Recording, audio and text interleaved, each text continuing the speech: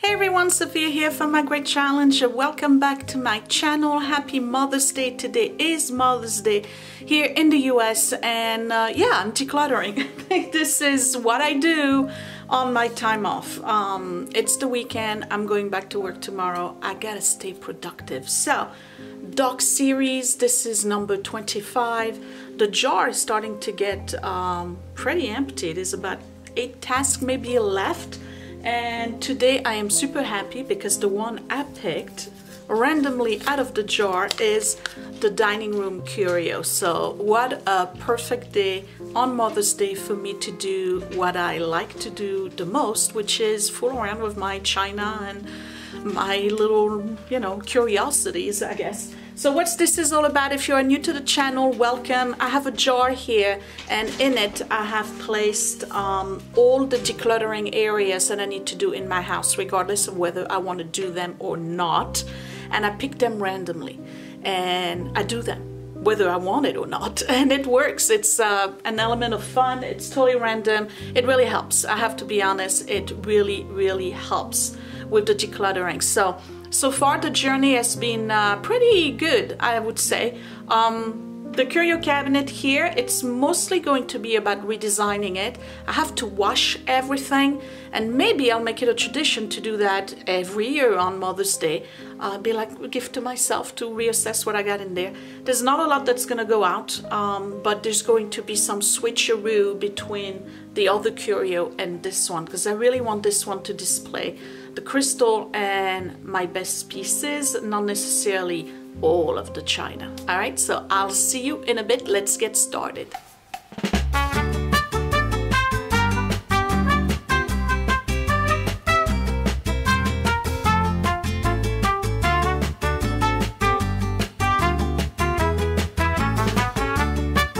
So here's my Big Curio cabinet, and if you remember, I purchased it off the Facebook Marketplace and paid $100 for it.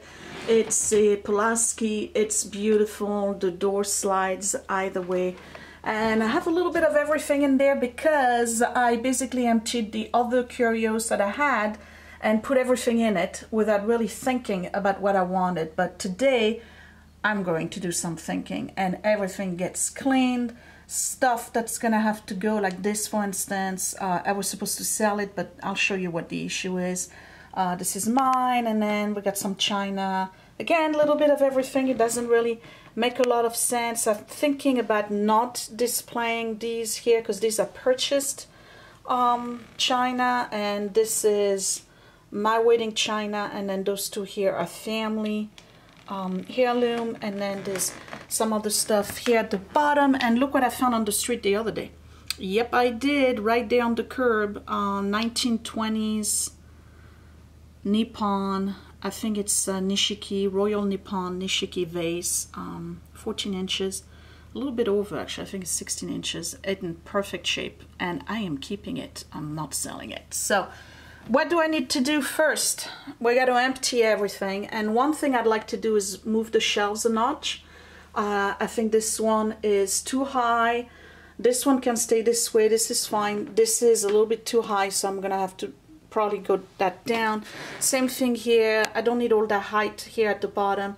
Trying to get basically a little bit more space here and there, and everything gets washed. So let me start, and I'm putting everything on the dining room table first, and then I have to clean the whole inside.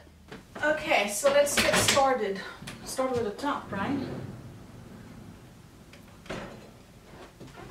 There's a lot of pieces in here that I know I'm going to keep in there, like for instance this Waterford crystal. Bunch of stuff. Some of it I found at thrift store, others were gifts. These definitely need to be washed, the flutes. And I'll show you close-ups and I'll go through everything I have, because some of you have asked for a tour of this cabinet. I'll give you a tour of the other curio, not this one. And you can see my mood is different, right? Because I'm happy to be doing this. This is the kind of stuff I look forward to do. It's ridiculous. I'm pathetic. I really am. But I like my stuff. I do.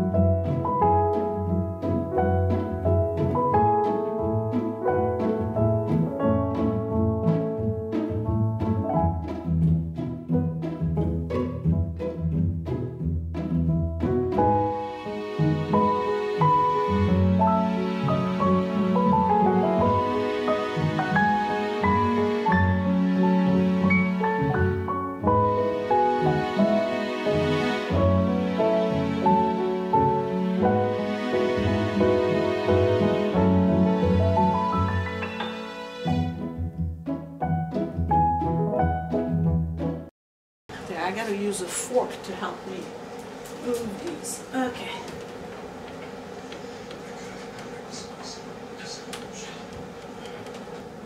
The moving of the shelf is going to require a little bit more elbow grease. I'll be right back. Whew, I was able to do it. I had to hammer the little peg, and let me tell you, that was not easy because I got mirror, glass, it's done. Now I gotta redo the whole process with the second one. But that just shows for you, if you want to buy a curio cabinet, like you really, again, I put everything in without thinking. But before you put on your shelves, you really have to think about where you're putting stuff so that you can calculate the height for all of your shelves.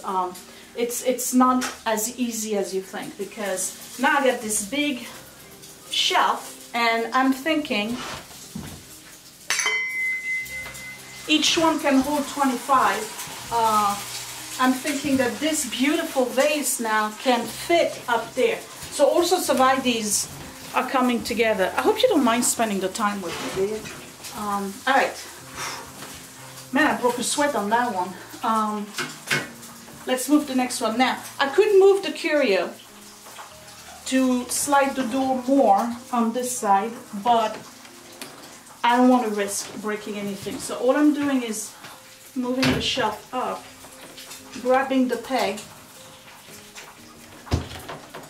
and moving it down. And this one didn't give me any trouble, so that's good. Neither did this one. Okay, put it back. And then do the same thing on the other side.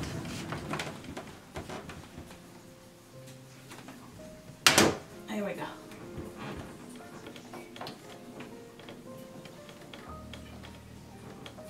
And again, when you have trouble pulling one peg, take a fork, you go underneath it, and you use the fork as leverage.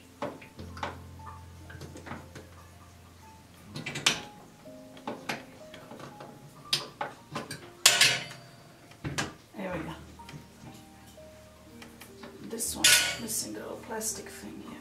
There we go. Okay, so now this one has to be moved too. Well, this was a workout, but I got it. They are even, more or less. I think they are.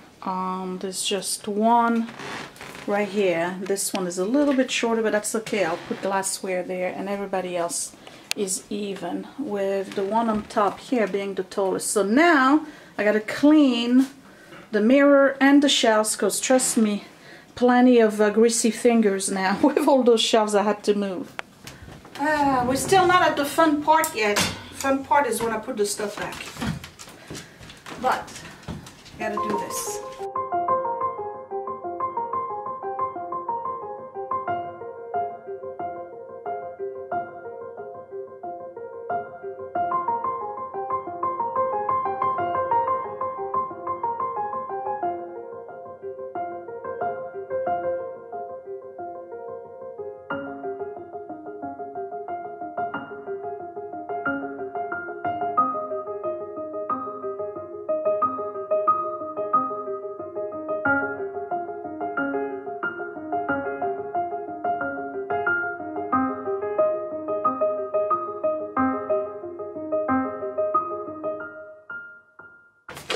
So another thing you want to look for in a curio cabinet is one that has felt on the door where there's the seam, because it stops the dust from going in. Like this one, for instance, I'm only cleaning the smudge prints, but there's no dust in it because it's pretty much very hermetic.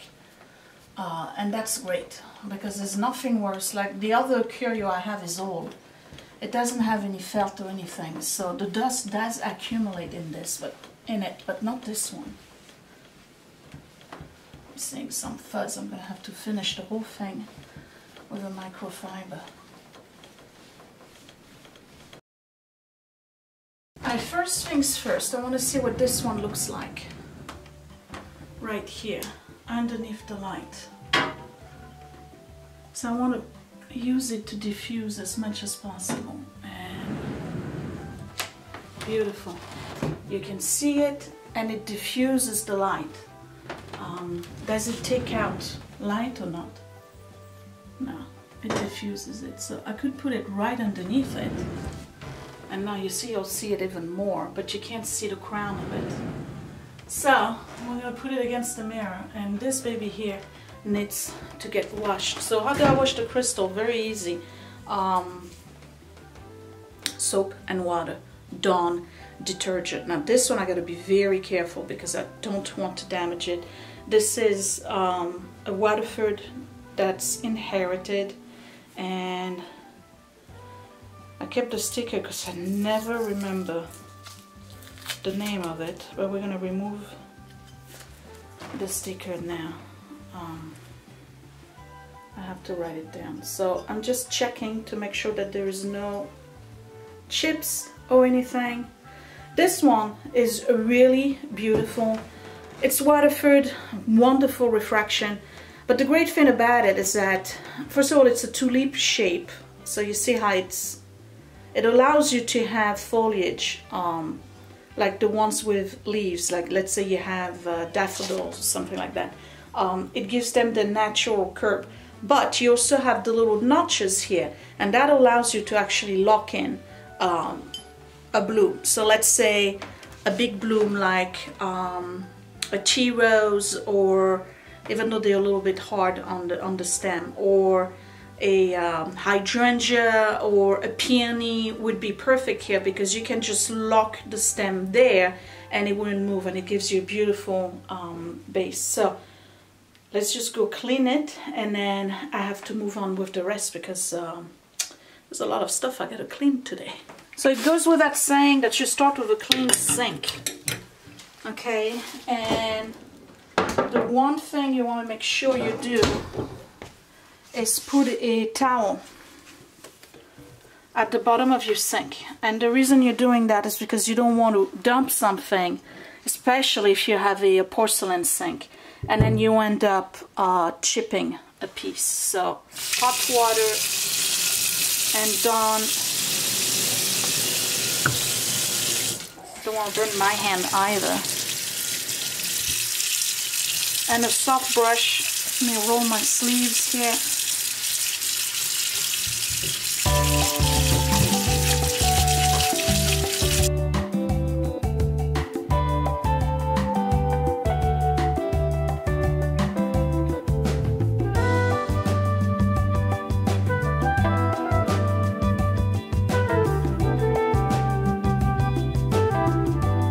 Alright, and I'm gonna dry it.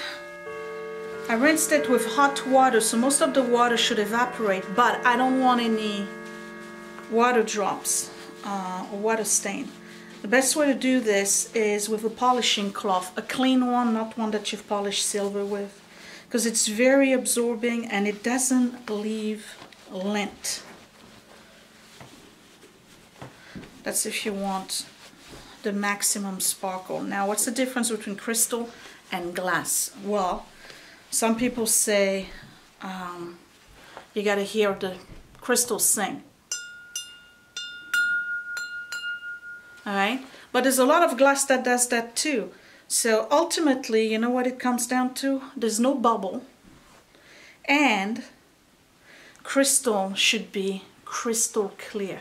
When you look at glass, you're always gonna see a grayish tone to it. But crystal will be perfectly clear, and this one is perfectly clean. So let's go ahead and put it up, because that's my favorite vase. And you want to avoid putting any kind of fingerprints on it, so use your polishing cloth to hold it and position your vase where you want it. If you see a little smudge or anything, just go ahead and remove it, and then you want to position it whichever way you want. And now I'm saying cat hair already. Ugh. Alright, so add this face in. and I'm happy with it. Moving on. You can tell I'm enjoying myself far too much, right? Okay, moving on. We're going to do the flutes. I'm going to put them in the back. I'm down to 12. I used to have 24. And these were given to us for our wedding in 2000. And so they are the Millennium Collection. A little bit of feather. I don't know where that comes from. So they were the third two. And they have different design. Alright, so this one is called Prosperity. See how it has, I hope you can see the design. It has wheat on it all around. So I'm checking to make sure there's no damage. So that's Prosperity. This one is, I believe, Harmony, and it has a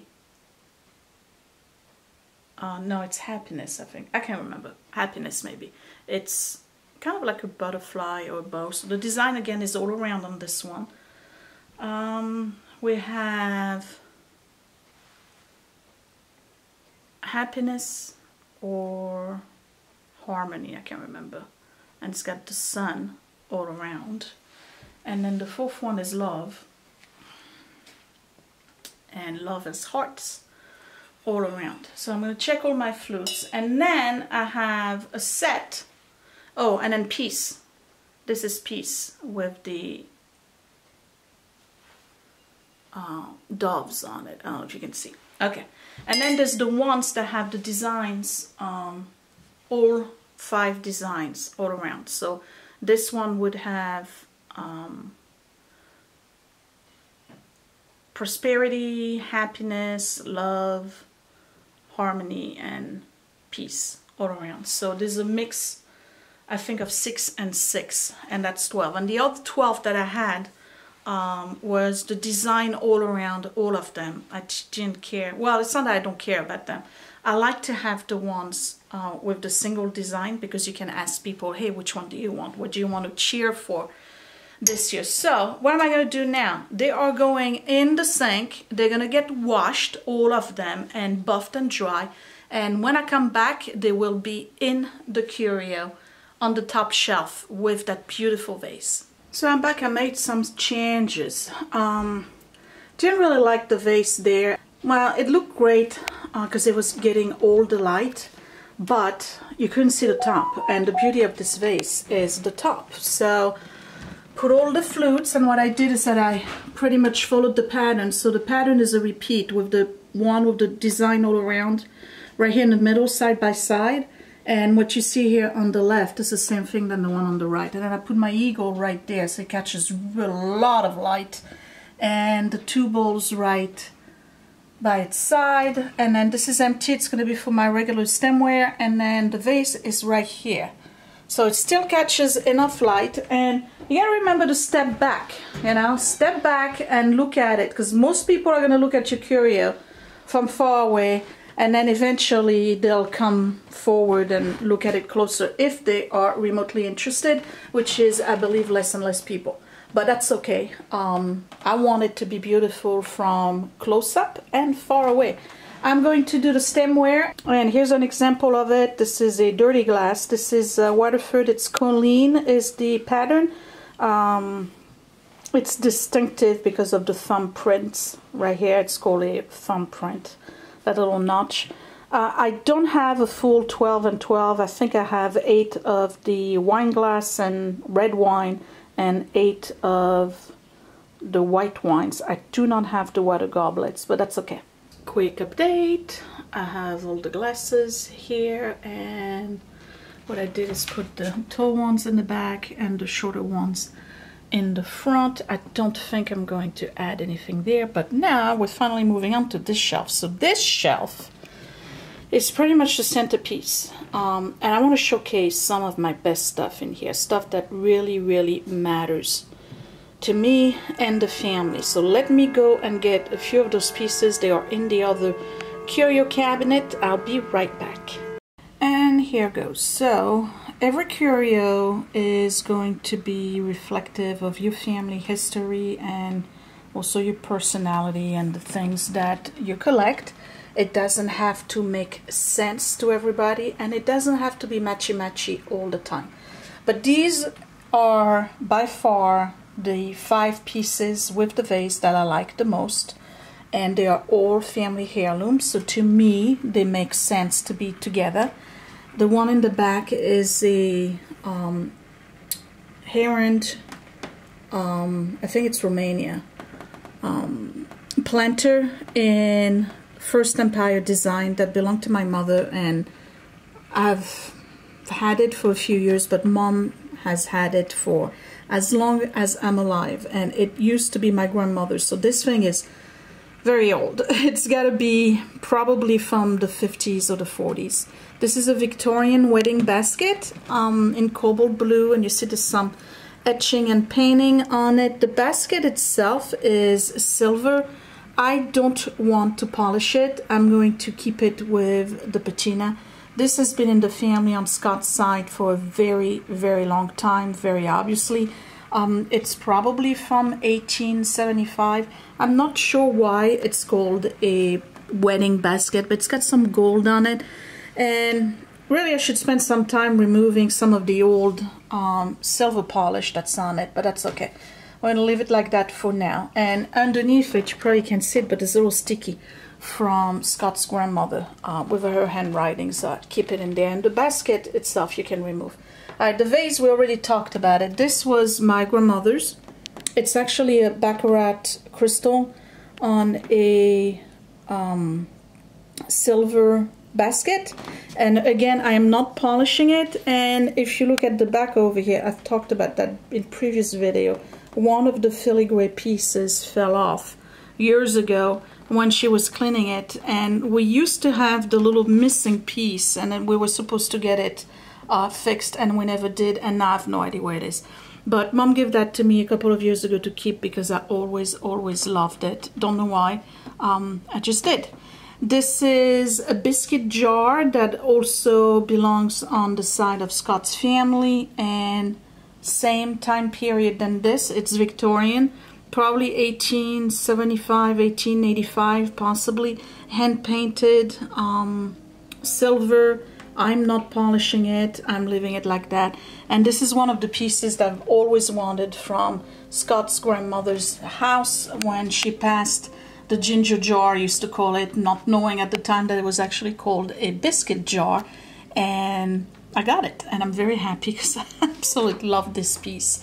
And then over there is a water pitcher that's a baccarat, and that used to be my mother. That was a gift from a dear friend of hers who's passed on long time ago, and we've had this probably for 60 years, maybe more.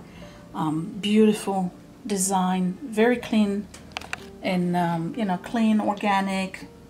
It's fluid. It's not like this piece. It doesn't reflect anything, but it's beautiful. So that's the heirloom shelf, and the vase was grandma's too. So keeping this here, and on this side here I'm going to start putting my china.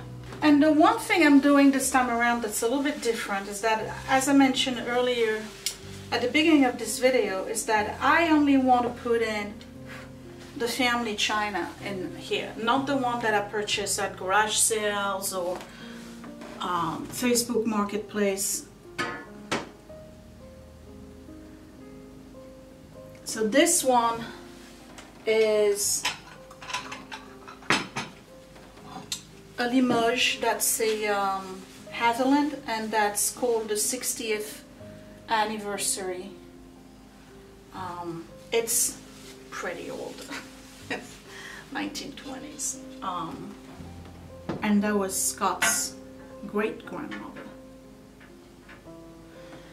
Now, unfortunately for me, for those of you who are new and don't know, I'm not originally from the US, so there's practically no way I'm going to be able to bring back my mom's china here. It would cost a fortune. I could have it replaced. Her china is, well, it's a Limoges, but she also has one that I really would like to have, is Villeroy and Burgenland in blue. She has the complete set. It would cost a fortune to bring over because it's very heavy.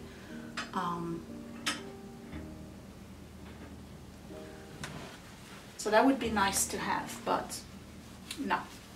So the family china is basically just Scots and my wedding china, that's it. Nothing from France. Maybe I could bring a piece or two at a time. Alright. Alright, so that's this one. Now, in the middle, I put my wedding china, and then on the left, I put the other one that's from the family, and I'll show that to you in a second. Let me put my wedding china in the middle. And my wedding china, you guys know about it. It's been around for a long time, since 1963. It's Old Country Roses by Royal Dalton, and it's known for being the most sold pattern, continuous pattern in the world. I like china with flowers, and I like china with gold. I don't like platinum at all. To me, the platinum, and if you have platinum and you love it, I'll steal it at your house. They look sad to me. It looks like it's too somber. I don't like platinum.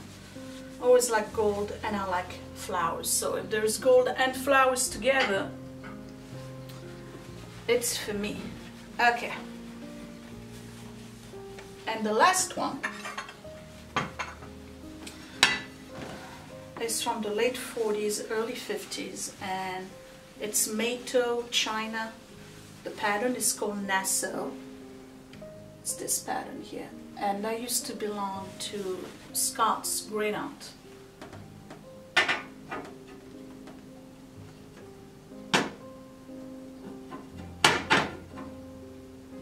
And if you follow me for a while, you know that I use that probably at least twice a year for holidays. I think I did Thanksgiving last year with it. I'm not sure. I can't remember, it's all a blur.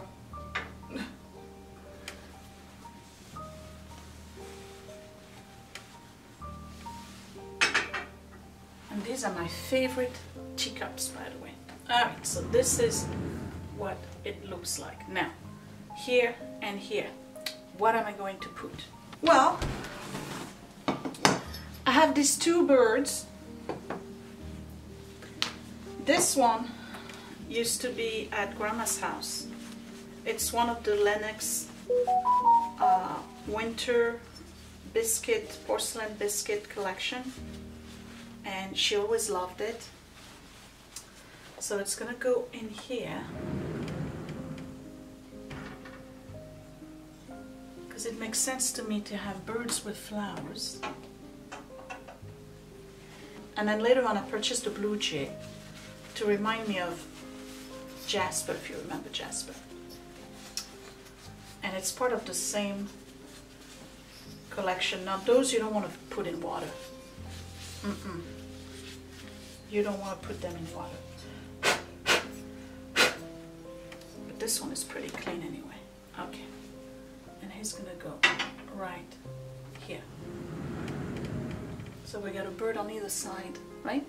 So you notice I put all the crystal on top so the light can continue to work its way down, right? Except the basket here has the Victorian wedding basket.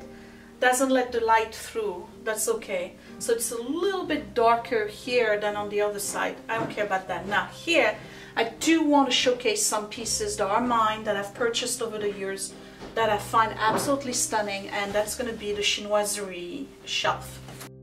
So I've made quite a bit of room in the Curio, and as I knew eventually I was going to do this, because you know I think about this stuff all the time because I'm sick like that.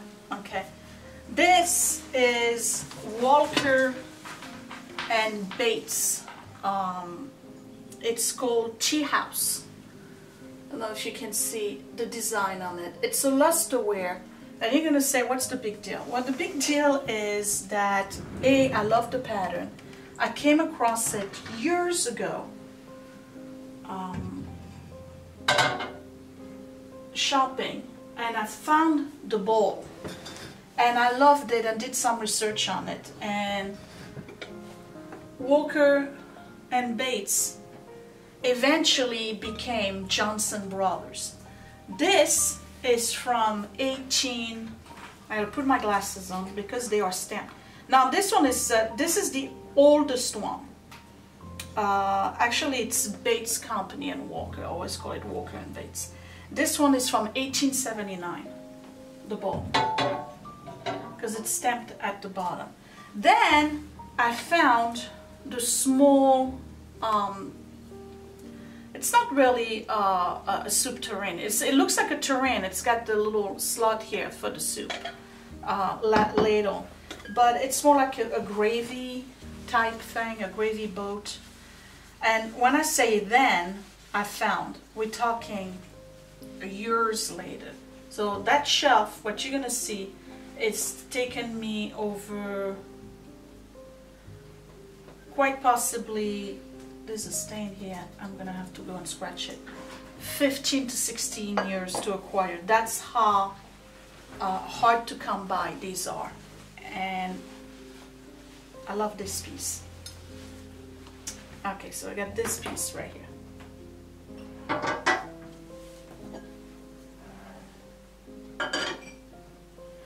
Then years later, I found the gravy boat and the platter. Now this one, I hope you don't mind my chattering on, right? You guys always tell me like you like when I chat. This one is from 1882. Love this. And I'm going to put it this way. You can see the slot for the ladle in the mirror, so that's okay. All right, now the platter here is from 1880, and I'm assuming this is 1882. The pattern 2 as in TOO. The pattern, if you ever look for it, if you look for a Bates and Company or Bates and Walker, is number 6269. It's also known as tea house. Okay. So I'm going to put this here, and this is going to go here.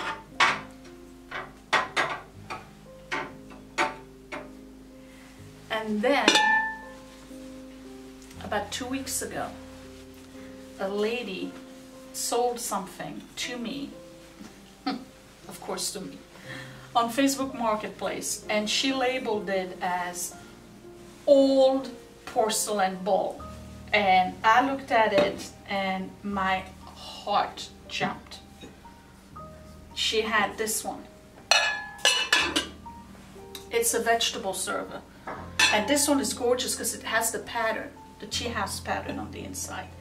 And unfortunately for me, she was not in my area, but she agreed to ship it. And she wanted $10 for it, and the shipping was $8.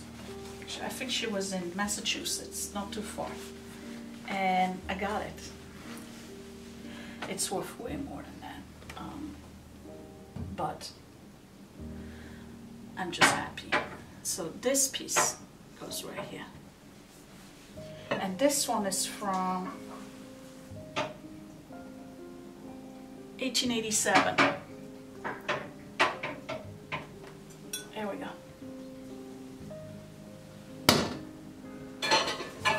That makes me happy. So, how does this look? Nice. I have 2 more pieces of Asian design things to put down here. This is where those little acrylic shells come in real handy. I have this Nippon that's really, really old. It's about as old as this. I was never able to find the teapot or the cups to go with it, and I search regularly. Scutani, I believe, and it's the 1000 faces. It's got the geisha pattern on it. I don't know if you can see it. Beautiful work, all hand painted. These are basically the only pieces of Nippon tea sets that I've kept. You remember when I had like a whole curio of those? I only kept these. And these will go perfect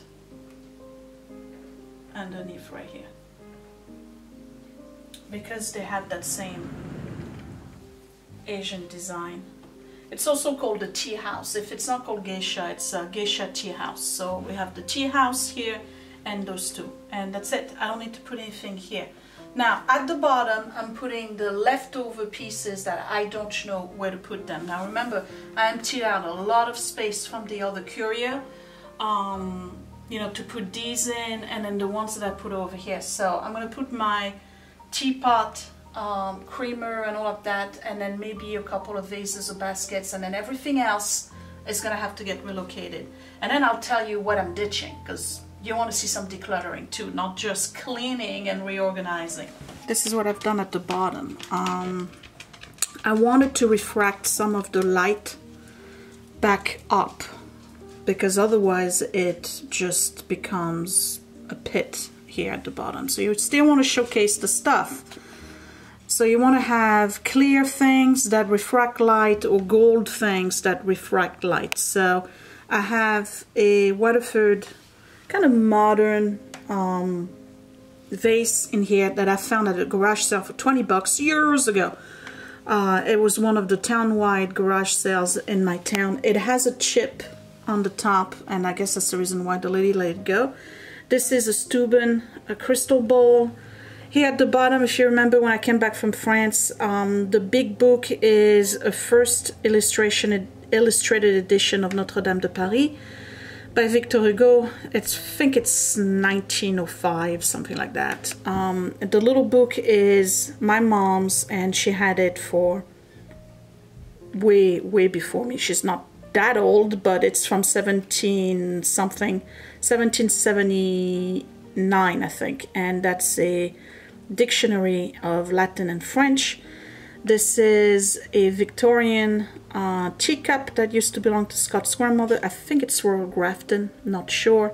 That's a Waterford vase that was a gift, and this is a Fenton, don't mind the reflection of the hammer here, a Fenton vase that was a gift as well.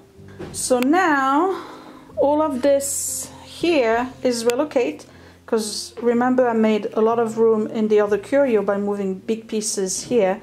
So I have to relocate this. The 3 sets here of china I have to relocate. I have to relocate the L.E. Smith glass basket, and then this big thing here I gotta relocate. And since this is about decluttering, don't mind my wrinkled tablecloth, alright?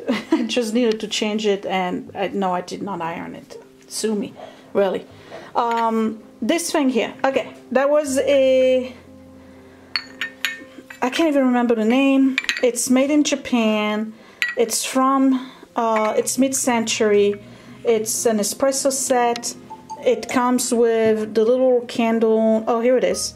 No, it's not. It's Royal Shelby, Royal Sealy, made in Japan. Okay, so it comes with the espresso thing here. You know, to keep it warm.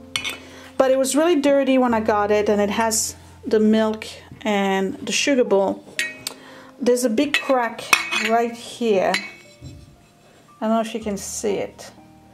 On the pot, and it's through.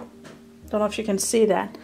So I don't think I can sell it. I'm gonna try. You might see it on the Etsy shop at some point, but I will have to put a big disclaimer. Okay, these, I never used them. They were part of my Oneida Hensley Hanley set, which I sold. I sold all of it. I don't use them. They can go. These two here, they are, I think, Shannon Crystal. I don't really, they duplicate. I already have smaller vases like that. They can go. And then the Marie Antoinette Salt and Pepper Shaker. that can go. I tell you why, because this is way too big and everything comes out of the head. It ruins your meal. It's just a novelty item. So all of this here, I'm actually decluttering.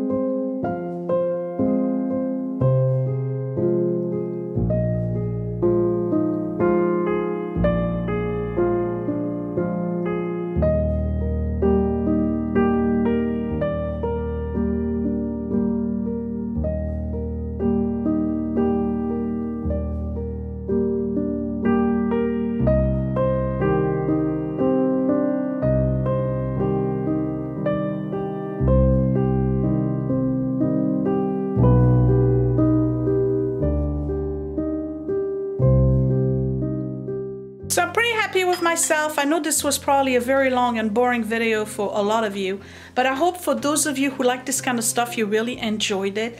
I'm very happy with what I've done and having finally put this curio together the way I envisioned it. I have a mix of newer things, and then I definitely have prized pieces from the family, and that's all that matters. And then my favorite pieces are here too.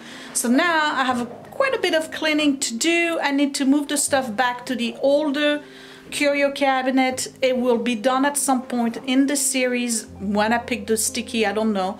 And I also have the big buffet to redo, because this is where I store all of the china sets. Thank you for watching. Happy belated Mother's Day, and I will see you in the next video. Don't forget to comment down below. Let me know which one is your favorite piece in the curio. I'm curious to find out. I'll talk to you later. Thanks for watching, you guys. Bye.